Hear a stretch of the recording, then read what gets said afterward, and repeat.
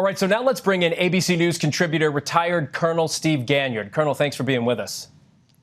Thanks, Phil. All right, as we discussed with Congressman Katko, you may have just heard, the U.S. and our NATO allies have been training Afghan forces for years, and yet they were overrun, as we saw, in a matter of weeks. What does that say to you about the success of the U.S. mission there? And was this inevitable no matter when the U.S. left? Yeah, it says that we failed and the Afghan people have failed and the people that we allied ourselves with failed and the Taliban won. They are in the process of winning and it looks inevitable like they will win. Phil, think about why we got into Afghanistan. And it was after 9/11 because the Taliban had enabled the al-Qaeda and bin Laden to train and to plan the 9/11 attacks. So they created a sanctuary. So we went in there going after terrorists, and we decided to stay, despite the lessons that we supposedly learned in Vietnam, to build a country and build a country in our own image. Problem was that we were in the midst of a civil war and that we essentially ended up picking the wrong side. We allied ourselves with warlords and people that were only marginally better than the Taliban. And after more than 2,000 American dead and more than $2 trillion spent, we are leaving in a rather ignominious way. Colonel, just last month, President Biden said it was unlikely that the Taliban would overrun the entire country. The question is, and it's an obvious one, did the administration overestimate the ability of the Afghan military and government to hold back the Taliban? I think what they were expressing, Phil, was a hope.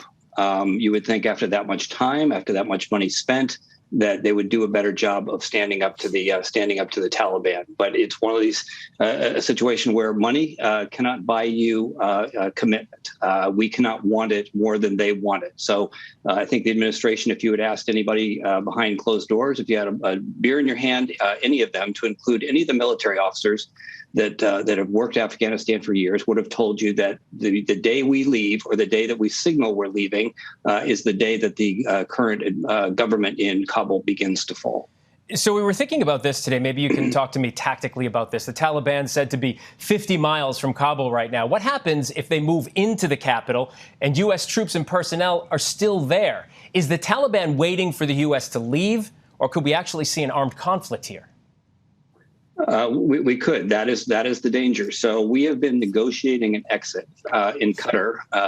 Ambassador Khalilzad has been negotiating nothing really, because he said, we're leaving. Please don't shoot at us on the way out. And there are reports today that said, please spare the embassy. So it's rather disheartening is probably the nicest thing you can say. But in this case, as the Taliban begins to circle Kabul, which they will, it's going to be up to what's left of the Afghan army to defend the capital.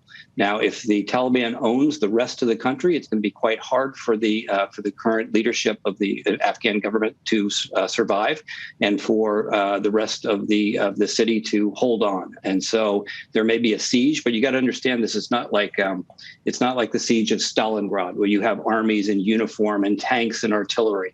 The Taliban are insurgents, and it is a civil war, and they look very much like the people that they're fighting or the people that they hope to rule.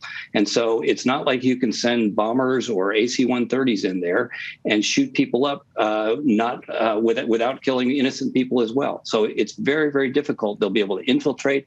They'll be able to sabotage, to create bombings. It's going to be very difficult. To your point, what we're doing here is trying to send in enough U.S. troops to be able to evacuate every U.S. citizen, service member, and diplomat without the embassy being overrun.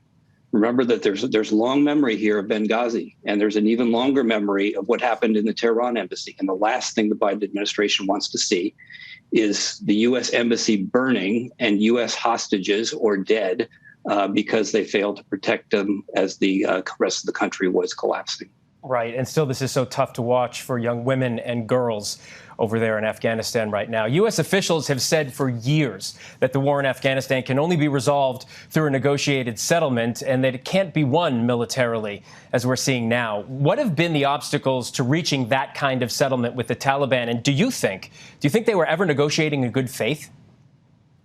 Excuse me. These are people who execute women in public, who institute Sharia law, who take this country back to the Middle Ages, and that is their intent. And negotiating in good faith is not a concept that they understand. So I think we need to understand that once the U.S. signaled we're leaving, the negotiations that were undertaken in Qatar were basically how do we create some political top cover as we get out of Afghanistan. Again, I'm not passing judgment whether it's a good idea or a bad idea to leave, but once we go into a negotiation and say, here's all our cards on the table, then we really aren't negotiating anything at all. And the only way that the Taliban has been willing to negotiate is at the point of a gun. And if we're not willing to stick around, then the Taliban is eventually going to overrun and retake this country. Yeah, and it seems sooner than later. Colonel Steve Ganyard, thanks so much for your time and expertise tonight. We appreciate it. Thanks, Phil. Hi, everyone. George Stephanopoulos here. Thanks for checking out the ABC News YouTube channel. If you'd like to get more videos, show highlights, and watch live event coverage, click on the right over here to subscribe to our channel. And don't forget to download the ABC News app for breaking news alerts. Thanks for watching.